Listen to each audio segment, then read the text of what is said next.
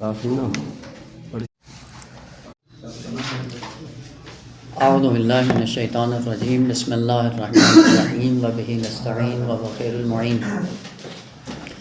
تو یہ پایا ہے کہ انشاءاللہ بعض ابحاث جو عقائد سے مربوط ہیں ان میں سے بعض کی طرف اشارہ کیا جائے، اور جتنی فرصت ہے انشاءاللہ اس میں بحث قضاء اور قدر یا دوسرے الفاظ میں جبر و تفویض کو مکمل کیا جائے۔ لیکن اس بحث کو چھیڑنے سے پہلے بعض مقدمات کی ضرورت ہے، اور ان کی طرف اشارہ کرنے کے بعد انشاءاللہ ہم اصلی بحث میں وارد ہوتے ہیں۔ مقدمہ یہ ہے کہ جتنی بھی ابحاث عقائدی ہیں ان کا تعلق خود انسان سے ہے، محور تمام ابحاث کا انسان ہے۔ تو جب تک خود انسان سمجھ میں نہیں آتا ان ابحاث کو سمجھنا بہت مشکل ہے۔ لہذا تھوڑا سا عقیدے کی بات کو بیان کرنے سے پہلے ایک نظر اگرچہ مختصر ہی کیوں نہ ہو انسان شناسی پہ انسان کو لگا لینی چاہیے کہ پتہ چل جائے گا کہ یہ عجوبہ کون سی مخلوق ہے۔ اسی لیے روایت میں ہے من عرف نفسہ فقد عرف ربہ، یعنی ایک ارتباط ہے، اور آپ طلاب کی اصطلاح میں ایک تلازم ہے معرفت نفس اور معرفت پروردگار میں۔ ممکن نہیں ہے کہ معرفت نفس ہو اور معرفت رب نہ ہو، اصلاً ممکن نہیں ہے۔ یا برعکس معرفت توحید ہو اور خود شناسی کی معرفت نہ ہو، یہ بھی ممکن نہیں ہے۔ معرفت نفس اور معرفت رب کا جو ارتباط تلازم کا ہے، تو اس سے تمام تر پہلو انسان کے لیے واضح ہو جاتے ہیں۔ یعنی اگر انسان شناسی انسان کی مکمل ہو جائے تو توحید ذات کے مرحلے میں، صفات کے مرحلے میں اور افعال کے مرحلے میں انسان کے لیے حل ہو جاتی ہے۔ اور توحید کا معنی یہی ہے کہ هو الاول والآخر، اول بھی وہی ہے اور آخر بھی وہی ہے، یعنی مبدا بھی وہی ہے اور معاد بھی وہی ہے۔ انا للہ و انا الیہ راجعون، انا للہ مبدا و انا الیہ راجعون، یہ کیا ہے؟ معاد۔ مبدا اور معاد کے مابین جتنے بھی عقائد ہیں وہ بھی قابل حل ہو جاتے ہیں۔ اور مبدا اور معاد کے درمیان کون سے عقائد ہیں؟ اعتقاد بے عدالت، اعتقاد بے نبوت، اعتقاد بے امامت۔ یہاں سے پتہ چلتا ہے کہ معرفت نفس ایسی چیز ہے کہ جس پر پورے اصول دین کا دار و مدار ہے۔ یعنی اگر انسان شناسی انسان کر لے تو توحید و عدالت و نبوت و امامت و قیامت، سارے کے سارے مسائل مربوط ہیں اسی انسان شناسی پر۔ اسی لیے پیغمبر اسلام سے یہ جو منسوب کلمہ ہے من عرف نفسہ فقد عرف ربہ، حقیقت میں تلازم ہے۔ اور ایک مشکل جو انسان کے سامنے آتی ہے وہ یہ ہے کہ جب بھی معرفت نفس کی بات آتی ہے تو انسان فوراً اعضائے انسانی یعنی جسم انسانی کے اوپر غور کرنا شروع کر دیتا ہے، جبکہ اعضاء جو جسم سے وابستہ ہیں وہ انسان کی حقیقت سے باہر ہیں۔ انسان کی حقیقت میں جسم شامل نہیں ہے۔ جسم انسان کے لیے مرکب کی حیثیت رکھتا ہے، اور حقیقت انسان، ذات انسان، روح انسانی سے وجود میں آتی ہے۔ اور معرفت نفس کے مرحلے میں پھر انسان اجزائے بدنی انسان کی طرف توجہ نہ کرے، اور اکثر یہی ہوتا ہے کہ جب بھی معرفت نفس کی بات آتی ہے تو فوراً انسان کا ذہن پلٹ جاتا ہے جسم انسانی کی طرف۔ درست ہے کہ جسم انسانی کا ایک ارتباط ہے انسان کی ذات سے، لیکن حقیقت انسانی میں یہ شامل نہیں ہے۔ یعنی حقیقت انسانی جسم انسانی نہیں ہے، بلکہ جسم ایک خاص وقت کے لیے اس ذات انسان کو دیا گیا ہے، اور اس خاص لمٹ میں انسان کو کسی مقصد تک جانا ہے، اور اس مقصد تک انسان کو لے جانے کے لیے یہ جسم انسانی مرکب اور سواری کی حیثیت رکھتا ہے۔ حقیقتاً سوار اس کے اوپر کون ہے؟ روح انسانی اور نفس انسانی، اور معرفت نفس بہت اہمیت کی حامل ہے۔ لہذا نفس شناسی ہونی چاہیے، اور نفس شناسی ایک بہت وسیع اور عریض پہلو ہے کہ جس کو قرآن نے بھی ذکر کیا ہے متعدد آیات میں. مثلا آیہ قرآنی ہے خالق کائنات کا ارشاد کہ یہی اعضاء اور جوارح جتنے بھی انسان کے پاس موجود ہیں قیامت کے دن اللہ کی بارگاہ میں جب انسان کی ذات پہنچے گی اس انسان کے مقابلے میں اس انسان کے عرض میں یہ سارے اجزاء کھڑے ہو کر گواہی دیں گے اور یہ فوراً ان کو مخاطب ہو کے کہے گا لما شہدتم علینا ہمارے خلاف گواہی کیوں دیتے ہو؟ خوب جواب کیا دیتے ہیں انطقنا اللہ الذی انطق کل شیء.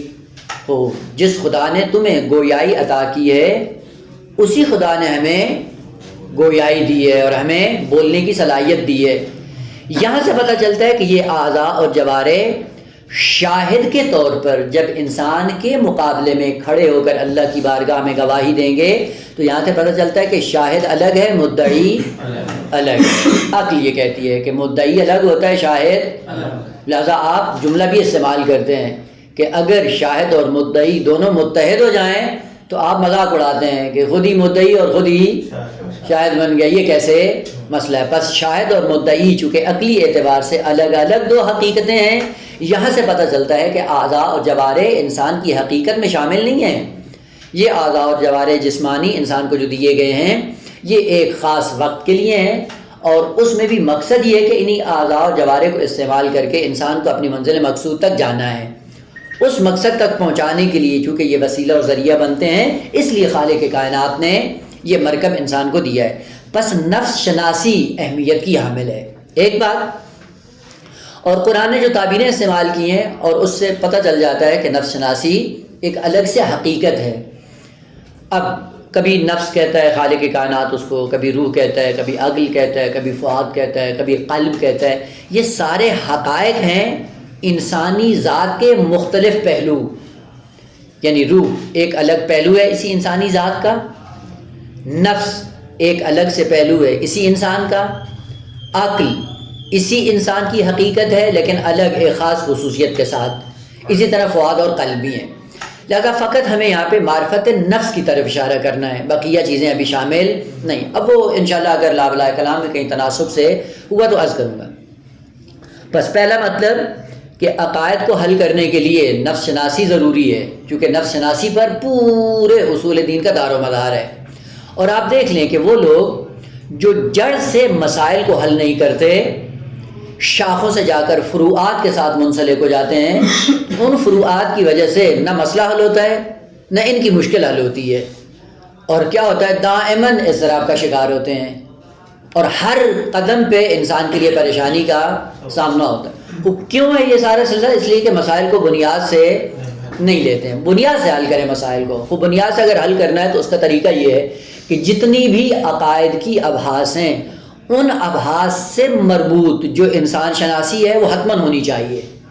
اور اگر وہ انسان شناسی جو ہر بحث سے مربوط ہے وہ انجام دیں اس کے بعد وہ عقیدے کا مسئلہ فوراً انسان کے لیے حل ہو جاتا ہے. لہذا قضاء و قدر میں انسان شناسی کا ایک الگ پہلو ہے. شفاعت کی بحث میں انسان شناسی ایک خاص انداز سے بیان ہوگی. توسل کی بحث میں انسان شناسی کا الگ پہلو ہے. یعنی یہ شناخت نفس ہر بحث عقائد میں مختلف ہے. یوں نہیں ہے کہ آج ہم نے اگر ایک معرفت نفس کے عنوان سے ایک مطلب پڑھ لیا تو یہ تمام عقائد کی آواز میں شامل ہے، ایسا نہیں ہے. قضاء اور قدر کے لیے انسان کی ذات کا الگ پہلو ہمارے لیے واضح ہونا چاہیے. شفاعت کی بحث میں چونکہ شفاعت کا تعلق بھی انسان سے ہے اس کے لیے الگ سے انسان شناسی ہونی چاہیے. توبہ، توسل و کس الحاظہ جتنے بھی مسائل ہیں اعتقادی ان میں ایک خاص قسم کی انسان شناسی مد نظر ہے. نقطہ دیگر بس اوقات بعض روایات کو ذکر کیا جاتا ہے اور روایت کے طور پہ مطرح ہو جاتی ہیں اور مطرح ہونے کے بعد جب آپ منابع میں جا کر دیکھتے ہیں تو پتہ چلتا ہے کہ کسی منبع اصلی میں وہ روایت موجود نہیں ہے. تو پھر وہاں پہ کیا کریں؟ بلڈنگ ہم نے بنا لی اور بلڈنگ بنانے کے بعد پتہ چلا کہ جس پر آپ نے بلڈنگ کھڑی کی تھی وہ بنیاد ہی کمزور ہے اور وہ بنیاد موجود ہی نہیں ہے. پھر کیا کریں؟ اب یہاں سے ایک معیار جو ائمہ طاہرین نے ذکر کیا ہے، معصومین علیہ السلام نے کیا ذکر کیا ہے؟ کہا کہ اگر ہماری طرف سے کوئی روایت آپ تک پہنچتی ہے تو سب سے پہلے کام آپ کیا کریں؟ قرآن پہ عرضہ کریں، قرآن پہ پیش کریں۔ اگر قرآن کے ساتھ مطابقت کر رہا ہے ہمارا کلام تو اس کا مطلب ہم نے حتماً کہا ہے، اور اگر ہمارا کلام قرآن سے ٹکراتا ہے یقین جان لیں کہ ہم نے اس کو، اس لیے کہ ہم کبھی بھی مخالف کتاب کوئی بات نہیں کرتے۔ بس ایک معیار جہاں پہ آپ رجال کی بات کرتے ہیں یا درائے کی بات ہوتی ہے تاریخی اعتبار سے یا منابع کے اعتبار سے، جہاں پہ بھی آپ مطالب، ان میں سے ایک معیار یہ ہے کہ جب بھی کوئی کلام معصوم آپ تک پہنچے اس کلام کو کتاب اللہ کے ساتھ جا کر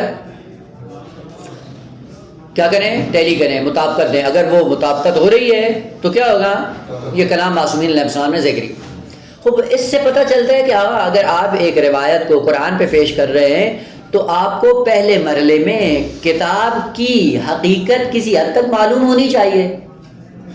وہ اگر کتاب کی حقیقت ہی معلوم نہیں ہے تو کیسے آپ فیصلہ کریں گے کہ یہ روایت کتاب کے مطابق ہے یا نہیں ہے؟ بس ضمناً معصومین نے یہ ترغیب دلائی ہے کہ روایات کو منقح کرنے سے پہلے، واضح کرنے سے پہلے خود کتاب کا علم حاصل کریں۔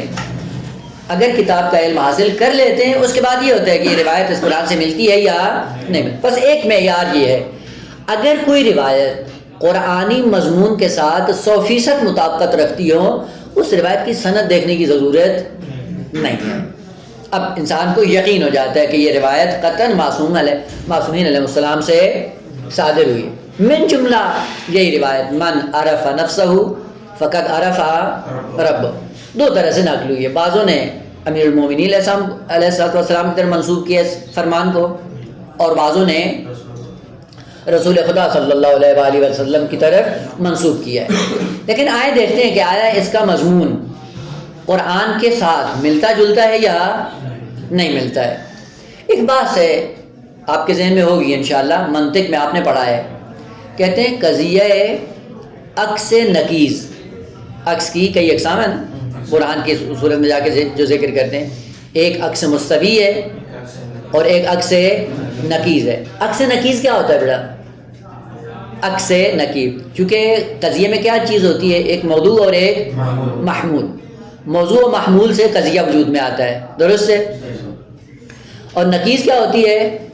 رفع کل شیئن، انسان کی نقیض لا انسان، اور لا انسان کی نقیض لا انسان کے جس کا معنی خود انسان ہے، چونکہ نفی نفی مل کے اس بات ہو جاتا ہے۔ وہ بس عکس نقیض کیا ہے؟ وہ خود کلمے سے ہی واضح ہے، یعنی پہلے قضیہ کے اندر جو موضوع و محمول ہے اس کو کیا کریں؟ تبدیل کریں۔ البتہ تبدیل کرنے سے پہلے اس کی کیا کریں؟ نقیض بنائیں۔ جب نقیض بن جائے پھر کیا کریں؟ برعکس کر دیں، یعنی جو موضوع ہے اس کو اور جو محمول ہے اس کو، وہ کس شرط کے ساتھ؟ اگر عکس نقیض بنا رہے ہیں تو ایک شرط یہ ہے کہ صدق اور کذب اس کا باقی رہے، اور کم و کیف یعنی صدق و کذب، کم یعنی کلیت اور جزئیت۔ اگر پہلے قضیہ کلیہ ہے عکس نقیض کے بعد بھی قضیہ کلیہ ہونا چاہیے، اگر پہلے موجبہ جزئیہ ہے تو عکس نقیض کے بعد بھی موجبہ جزئیہ ہونا، اگر پہلے صادق ہے تو عکس نقیض میں بھی قضیہ صادق ہو، اور اگر کاذب ہے تو عکس نقیض میں بھی کاذب۔ اسے کہتے ہیں عکس نقیض، اور یہ بہترین معیار ہے کسی قضیے کو پہچاننے کا۔ مثلا آپ نے کہا کل انسان ناطقن، قضیہ کیا ہے؟ موجبہ کلیہ، کل انسان ناطقن یا کل انسان حیوان، فرق نہیں کرتا جتنے بھی قضیہ موجبہ کلیہ کی صورت میں۔ اب آپ نے کہا کل انسان حیوان، ہر انسان حیوان ہے، تو سب سے پہلے اس کی نقیض نکالیں۔ انسان کی نقیض کیا ہو جائے گی؟ اور حیوان کی؟ خوب، اب برعکس کر دیں، جو موضوع تھا اس کو معمول بنا دیں، معمول کو موضوع بنا دیں، کیا کہیں گے؟ کلو لا حیوان لا انسان۔ اب بھی قضیہ کلیہ ہے یا نہیں ہے؟ صادق ہے یا نہیں ہے؟ جس طرح وہ صادق ہے یہ بھی صادق ہے، یعنی جس کے اندر حیوانیت کا پہلو نہیں ہے، حیوانیت میں انہوں نے جزء ذاتی اس کے اندر نہیں، حیوان نہیں ہے، قطعاً وہ انسان بھی نہیں ہے۔ قضیہ درست ہے نا؟ بس عکس نقیض نکالا تو قضیہ اسی۔ بس ایک معیار روایات کو پہچاننے کا یہ ہے کہ آپ اس کو قرآن پہ عرضہ کریں، پیش کریں. اگر قرآن کے مطابق ہے تو پتہ چل جائے گا کہ یہ مطلب درست ہے، صحیح ہے.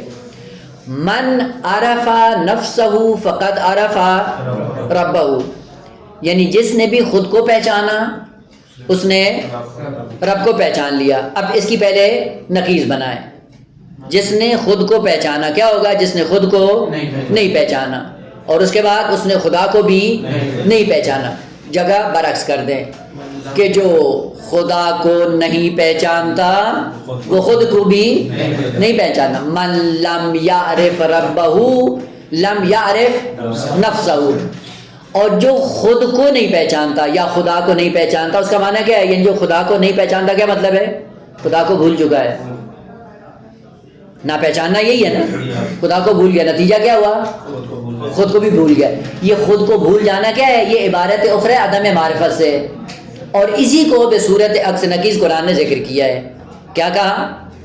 لا تکونوا کالذین نسوا اللہ فانساہم انفسہم، ان لوگوں کی طرح مت بنو جو خدا کو بھول گئے. یعنی خدا کو بھول گئے، یعنی خدا کی معرفت حاصل نہیں کی.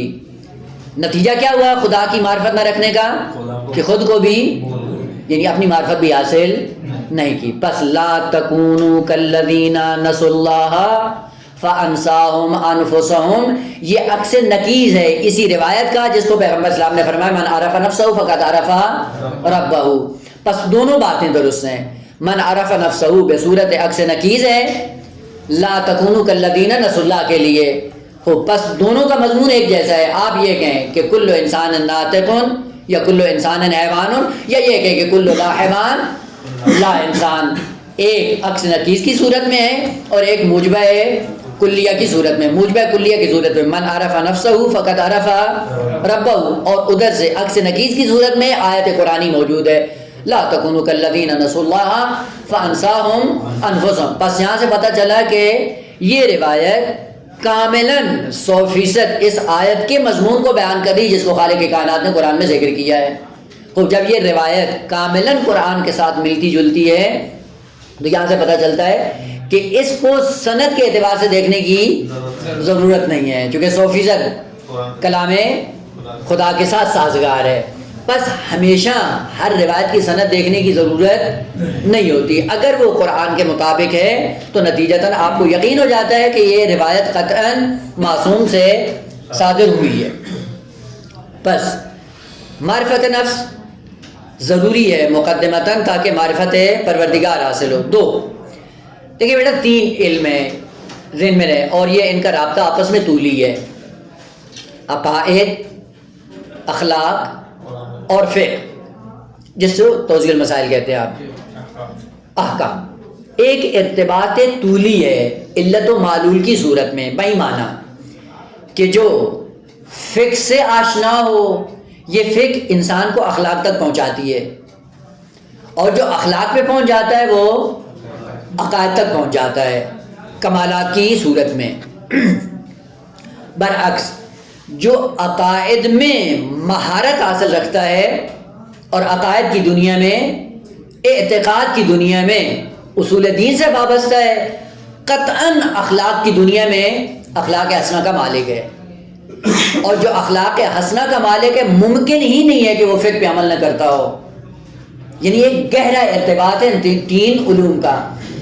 بعض اوقات ہم کیا کرتے ہیں، فقہی مسائل پڑھ لیتے ہیں، عمل نہیں کرتے ہیں، اخلاقیات کی دنیا سے دور ہو جاتے ہیں. اخلاقیات سے جب دور ہوتے ہیں تو اس کا مطلب ہے پیچھے ریشہ عقائد کی دنیا میں ہمارا کمزور ہے. وإلا ممکن ہی نہیں ہے کہ جس انسان کے لیے عقیدے کی دنیا میں یہ مطلب حل ہو کہ علم یعلم بأن اللہ یرا، اور وہ اپنے آپ کو اخلاق حمیدہ سے متصف نہ کرے. ممکن ہی نہیں ہے.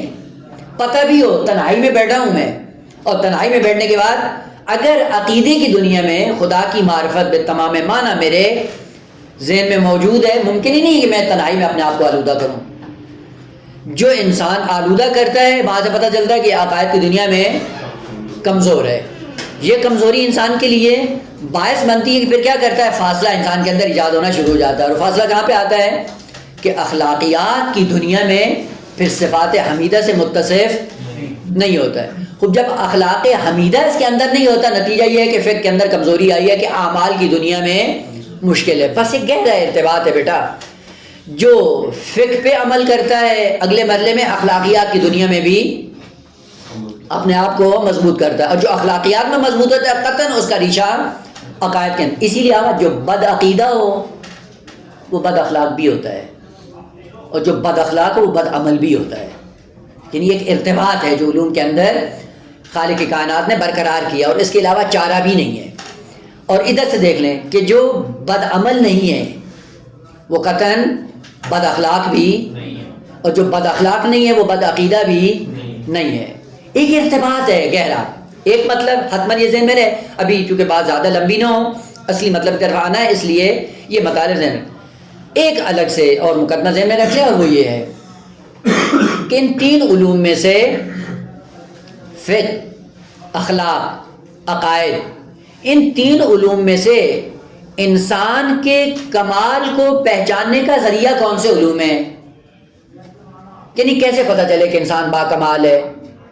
آیا فقہ پر عمل کرنے سے پتہ چلتا ہے کہ انسان با کمال ہے، یا اخلاقیات پر عمل کرنے سے پتہ چلتا ہے کہ انسان با کمال ہے، یا عقائد کی دنیا میں انسان جتنا گہرا ہوگا اتنا با کمال ہوگا؟ یعنی کمال انسان کو پہچاننے کا ذریعہ آیا فقہ ہے، اخلاق ہے، یا عقائد ہے؟ ایک مطلب یہ ابھی بعنوان اصل موضوعی یہ ذہن میں رکھ لیں. انشاءاللہ کئی فرصت ہوئی اور اگر آپ کو فرصت ملتی مطالعے کی تو اس پہ بہت زیادہ گہرائی کے ساتھ مطالعہ کریں. اور وہ یہ ہے کہ فقہ کبھی بھی انسان کے کمال کو بیان نہیں کرتی، یا بے عبارت دیگر فقہ ذریعہ نہیں ہے انسان کے کمال کو پہچاننے کا. فقہ پر عمل کرنے سے پتہ نہیں چلتا کہ انسان با کمال ہے. اور اس کی بہترین دلیل کیا ہے؟ مثلا میں نماز پڑھ رہا ہوں، نماز پڑھنے سے قطعاً یہ فقہ نہیں بتاتا کہ میں با کمال انسان ہوں. کیوں؟ ممکن میں ریاکاری کر رہا ہوں، ریاکاری کے نتیجے میں یہ میرا عمل میرے لیے کمال نہیں ہے بلکہ انحطاط کا سبب ہے. پس فقہ اصلاً یہ نہیں بتاتی کہ آپ با کمال ہو یا نہیں ہو. آپ نماز جماعت میں آگے ہو گئے، کوئی آدمی آپ کے پیچھے کھڑا ہو گیا تو فقہ نہیں بتاتی جو آگے کھڑا ہوا یہ با کمال ہے، جو پیچھے کھڑا ہوا ہے وہ کمال میں اس سے کمتر ہے. کیوں؟ ممکن ہے جو آگے کھڑا ہوا ہے وہ پیچھے والے کو معلوم نہیں ہے، اصل آگے جو کھڑا ہوا ہے اس کی نماز ہی باطل ہو، اور پیچھے بس فقہ کیا کرتی ہے؟ فقہ اس کا دائرہ اور ہیتا کیا ہے؟ اس کا دار و مدار فقط آپ کے نظام اجتماعی کو برقرار کرنا ہے بس، تاکہ آپ حیوانوں کی طرح زندگی بسر نہ کریں. آپ کی زندگی میں نظم و ضبط ہونا چاہیے. اس نظم و ضبط کو برقرار کرنے کے لیے علم فقہ کو تدوین کیا گیا ہے، کمال کو پہچاننے کا ذریعہ نہیں ہے. مثلا آپ یہ کہیں کہ جو آگے پیش نماز ہوتا ہے وہ با کمال ہوتا ہے، جو مقتدی ہوتا ہے وہ کمال میں اس سے کمتر ہوتا ہے. خود پھر کیا کریں؟ یہیں سے آپ نتیجہ لیں کہ خاتون کبھی بھی مرد سے با کمال نہیں ہو سکتی. کیوں؟ چونکہ کبھی وہ امام ہو. بس فقہ کے اگر دائرے میں آ کر معیار ثابت کرنا چاہے تو یہی نظر آتا ہے کہ خاتون پھر کمالات کی دنیا میں کبھی بھی مرد سے آگے نہیں جا سکتی. کیوں؟ کبھی بھی امام نہیں بن سکتی. اگر فقہ پہ آپ نے دار و مدار کر دیا تو اس کا نتیجہ پھر یہ ہوگا کہ آپ نے نظام عدالت خدا کو سمجھا ہی نہیں ہے، جبکہ خداوند عالم نے نظام عدالت کو برقرار کیا ہے اور کمال سے کسی کو بھی محروم نہیں کیا. لہذا ہو سکتا ہے ایک خاتون ہو کمالات میں وہ مرد سے کہیں آگے ہو، اگرچہ فقہی اعتبار سے امام بننے کی صلاحیت اس کے اندر نہیں ہے. یہیں سے پتہ چلتا ہے بیٹا کہ فقہ وہ علم ہے جو فقط آپ کے اندر نظم اور نظام اجتماعی کو برقرار کرتا ہے، کبھی بھی کمالات کو پہچاننے کا ذریعہ نہیں ہے. ایک مورد اس کا ذکر کر دوں قرآنی تاکہ بات مزید ذہن میں آ جائے، اور وہ یہ ہے کلما دخل علیہا زکریا المحراب وجد عندها رزقا. جیسے ہی جناب زکریا علیہ السلام آتے محراب میں جناب مریم کی خدمت کرنے کے لیے خادم بن کر آتے تو کیا دیکھتے کہ مختلف قسم کا رزق وہاں پہ پڑا ہوا ہے. اور ہوتا یہ تھا کہ جب گرمیوں میں آتے تھے سردیوں کا پھل ہوتا تھا، اور جب سردی میں آتے تھے گرمیوں کا پھل ہوتا تھا، بالکل برعکس۔ اور وہیں پہ تعجب سے کیا پوچھتے ہیں، یا مریم انا لک ھذا، یہ کہاں سے آتا ہے اور کیسے آتا ہے؟ انا لک ھذا، یہ آپ کے لیے ہے، قطعاً آپ کے لیے، لیکن یہ کیسے آتا ہے؟ کون سی آپ کے اندر خصوصیت ہے، کون سا آپ کے اندر کمال ہے جس کی وجہ سے خالق کائنات آپ کو اس طرح سے نوازتا ہے؟ وہ فوراً جواب کیا دیا، قالت ہوا من عند اللہ، یہ اللہ کے ہاں سے آتا ہے۔ تو کس کے ہاں سے آتا ہے؟ اللہ کے ہاں سے۔ کس کو ملتا ہے؟ کہا جو اللہ کے ہاں پہنچ جاتا ہے۔ اس کا مطلب ہے بی بی مقام اندیت پر پہنچ چکی ہیں، اور جو مقام اندیت پہ پہنچتا ہے ڈائریکٹ خدا سے لیتا ہے۔ اور یہ کون ہے؟ خاتون کمالات کی دنیا میں یہاں پہنچی ہیں کہ مستقیماً خدا سے دریافت کر رہی ہیں، اور ادھر سے اللہ کا نبی ہے، مرد ہے، لیکن اس مقام پہ نہیں پہنچا ہے، اور خادم بنا ہوا ہے۔ خادم کون ہے؟ اللہ کا نبی۔ مخدوم کون ہے؟ ایک خاتون۔ اور یہ اگر روایت ہوتی یا تاریخی کوئی بات ہوتی تو ممکن ہے کوئی آدمی اس کو رد کر دیتا، جھٹلا دیتا، لیکن آیت قرآنی اس کا کیا کریں؟ بس یہیں سے پتہ چلتا ہے بیٹا کہ انسان کے کمالات کو سمجھنے کا معیار کبھی بھی علم فقہ نہیں ہوتا، اور علم فقہ کے جتنے بھی مسائل ہیں ان سے کبھی بھی آپ یہ نہ سمجھیں کہ فلاں افضل ہے اور فلاں مفضول ہے۔ فقہی مسائل میں اور فقہی دنیا کے اندر یہ کبھی بھی معیار نہیں ہے۔ مثلا کیا ہوتا ہے، اگر دو پیش نماز ہیں مساوی تو کیا کرو؟ وہ مساوات کو ختم کرنے کے لیے کسی کو آگے بڑھانا ہے تو کیا کرو؟ کہا پہلے جو متقی ہے اس کو آگے بڑھا دو۔ کہا اگر دونوں تقوی میں برابر ہیں پھر کیا کرو؟ کہا کبھی علم میں، یار کہا اگر علم میں بھی دونوں برابر ہیں پھر کیا کریں؟ کہ نسب میں جو ہاشمی ہے اس کو آگے کر دیں۔ تو اب یہاں سے بعض لوگوں کو جھانسا ہوا ہے، چونکہ ہاشمی کو مقدم کیا گیا ہے بس یہ افضل ہے۔ یہ معلوم نہیں ہے کہ یہ جو مقدم کیا گیا ہے نظم نظام حرج و مرج کو ختم کرنے کے لیے کیا ہے، ایک نظم اور نظام اجتماعی کو برقرار کرنے کے لیے ایک کو مقدم کیا اور ایک کو مؤخر کر دیا ہے۔ وَإِلَّا کمالات کی دنیا میں وہ علم فقہ نہیں بتاتا ہے، ممکن ہے یہ ہاشمی آگے کھڑا ہو لیکن کمالات کی دنیا میں کہاں کھڑا ہو؟ بہت، اسی لیے قرآن نے کیا کہا، تبت یدا ابی لہب وتب، جب کمالات کی بات آئی، نسب ہے، ہاشمی ہے، مقدم ہے، افضل ہے، لیکن ادھر سے جیسے ہی غیر ہاشمی ہے، السلمان منا اہل البیت، بس معیار فقہ نہیں ہے۔ فقہ کبھی بھی انسان کے کمالات کو بیان نہیں کرتا ہے، لہذا جو کثرت سے نمازیں پڑھتا ہے وہ افضل بھی ہے نہ، کس نے ثابت کیا ہے؟ کہیں سے معلوم نہیں ہوتا۔ بہت زیادہ روزے رکھتا ہے، کیا ہوا؟ بہت زیادہ افضل ہے؟ قطعا نہیں۔ بس ایک معیار ذہن میں رکھیں کہ فقہ جتنے احکام بیان کرتا ہے فقط آپ کے نظام اجتماعی کو منظم کرنے کے لیے فقہ کو تدوین کیا گیا ہے۔ آپ کے کمالات کہاں سے مشخص ہوں گے؟ وہ دو علوم سے آپ کے کمالات مشخص ہوں گے۔ آپ کتنے با کمال ہیں کا جتنے آپ بااخلاق ہیں،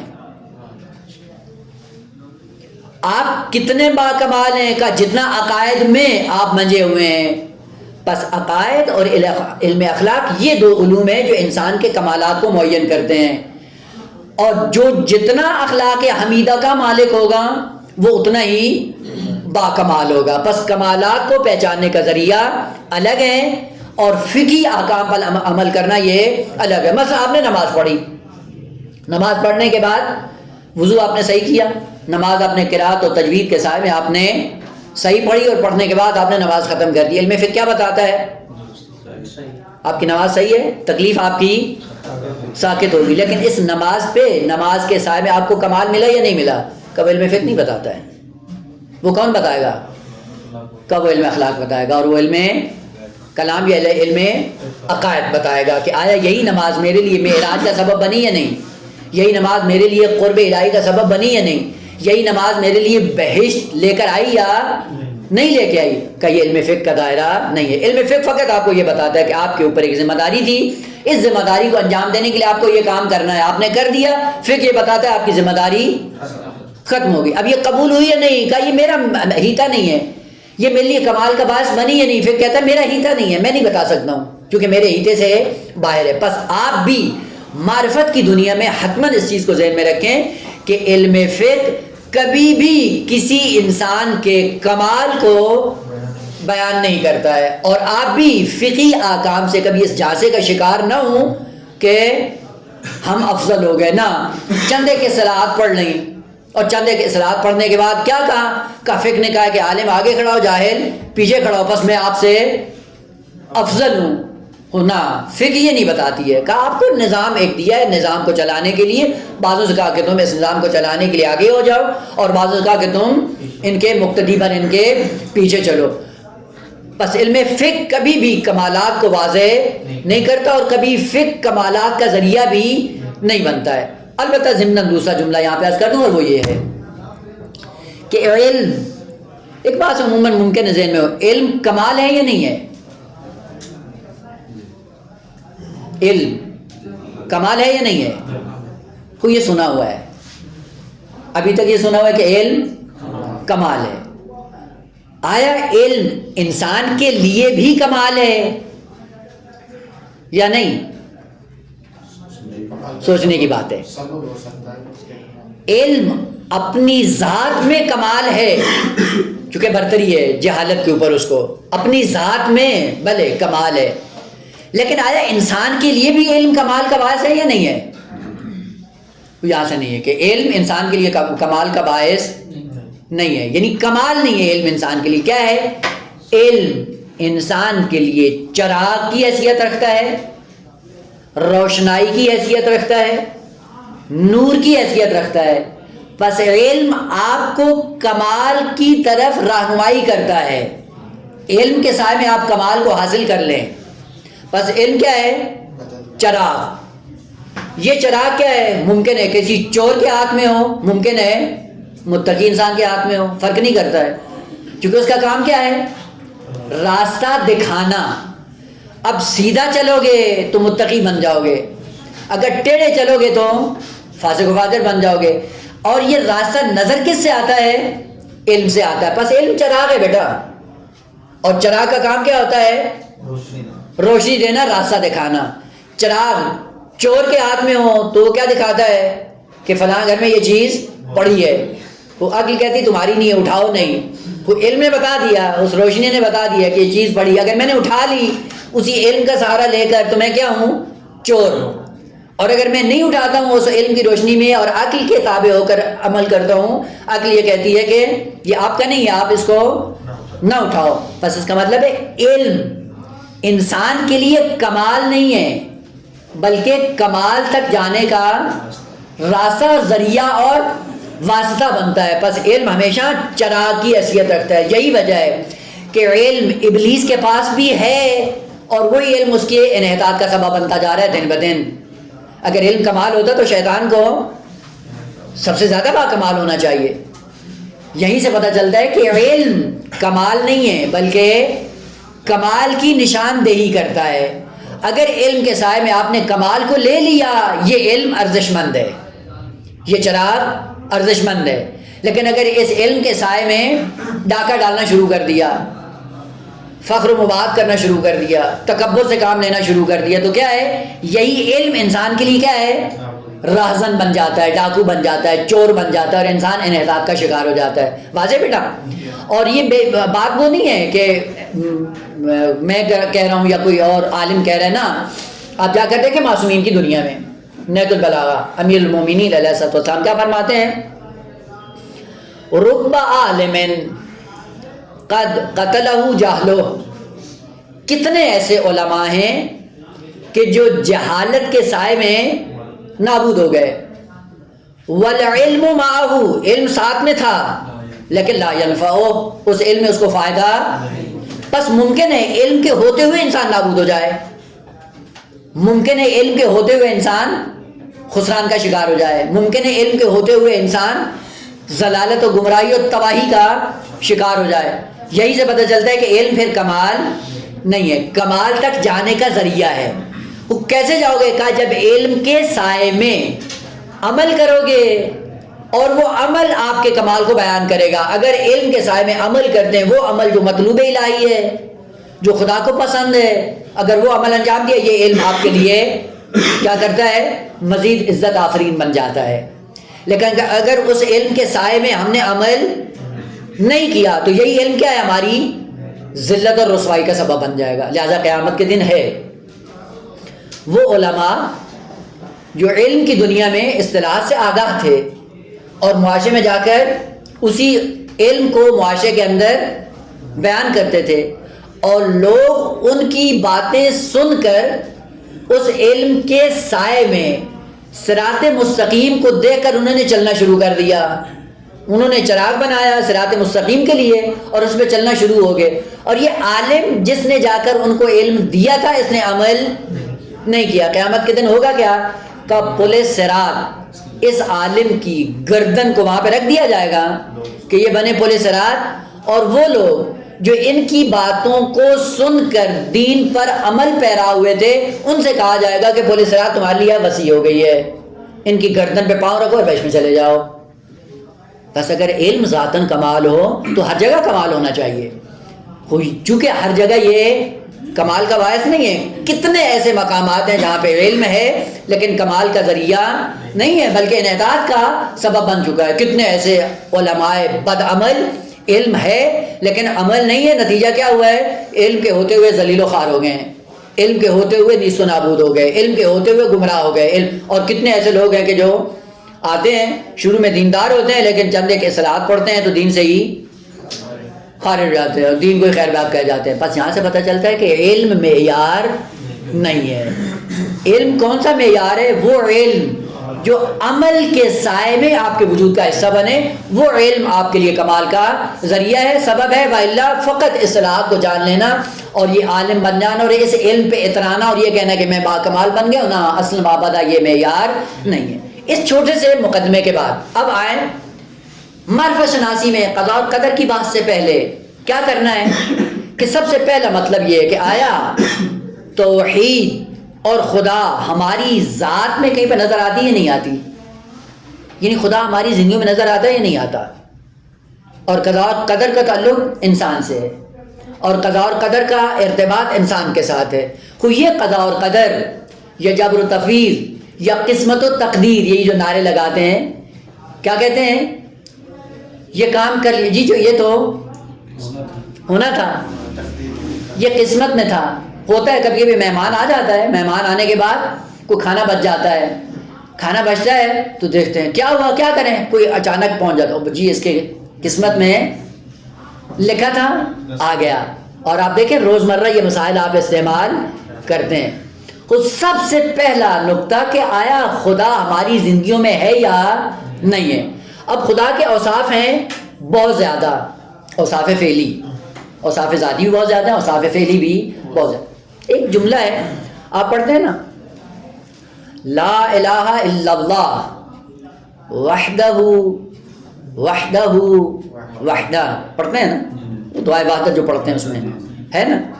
یہ 3 مرتبہ کیوں تکرار کرتے ہیں؟ احسن، 3 مرتبہ تکرار کیوں ہوتا ہے؟ کہ لا الہ الا اللہ وحدہ کہاں پہ؟ ذات میں. وحدہ کہاں پہ؟ صفات میں. وحدہ کہاں پہ؟ افعال میں. یعنی توحید افعالی، توحید صفاتی، توحید ذات، ہر 3 مرحلے میں توحید ہو. البتہ اس مطلب کو مزید کھولنے کی ضرورت ہے. ہر مرتبے میں توحید ہو، در عین حال انسان کے اعمال کی دنیا میں ارادہ اور اختیار بھی شامل ہو، جنت و جہنم کا نظام بھی درست ہو، شریعت کا سلسلہ بھی باقی ہو، انبیاء کی ہدایت کے لیے آنا بھی باقی رہے.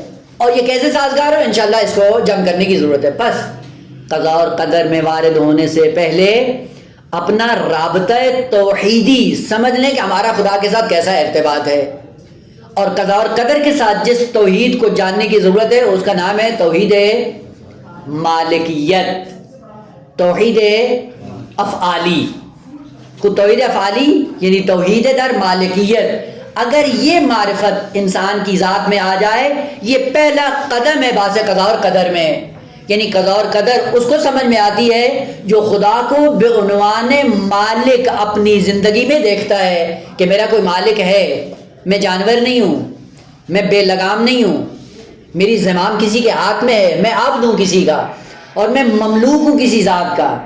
کوئی مالک ہے جو میری زندگی میں مؤثر ہے، کوئی مالک ہے جس نے میری زمام کو پکڑا ہوا ہے، اور جس نے میری زمام کو پکڑا ہوا ہے وہ میرا مالک ہے۔ اس مالکیت کے عقیدے سے کون سی چیز وجود میں آتی ہے؟ عقیدہ قضاء اور قدر۔ انشاءاللہ کل اس کو ایک قدم آگے بڑھائیں گے تاکہ بات کا پتہ چلے کہ قضاء اور قدر کیا ہے، جبر و تفویض کیا ہے۔ یہ چند ایک مقدمات جب واضح ہو جائیں گے، اس کے بعد جب انشاءاللہ اس بات میں وارد ہوں گے کاملاً بصیرت کے ساتھ کہ ہم کیا ہیں، توحید کیا ہے، توحید مالکیت کیا ہے، توحید مالکیت کا قضاء اور قدر سے تعلق کیسا ہے، اور اس کے بعد پھر انشاءاللہ یہ جو روزمرہ اباطیل اپنی زبان پہ جاری کرتے ہیں اور ضمناً مکتب بنو امیہ کی ترویج کر رہے ہوتے ہیں، نہ مکتب اہل بیت کی، انشاءاللہ اس کے قریب ہو جائیں گے کہ اس کے بعد پھر جب گفتگو کریں، بات کریں تو پتہ چلے گا کہ پیچھے کچھ معلومات ہیں جن معلومات کے سائے میں یہ جملہ انسان کی زبان پہ آتا ہے اور کیسا آتا ہے۔ انشاءاللہ بات جاری ہے، کل انشاءاللہ اس کو ایک قدم آگے بڑھائیں گے۔ والحمدللہ رب العالمین۔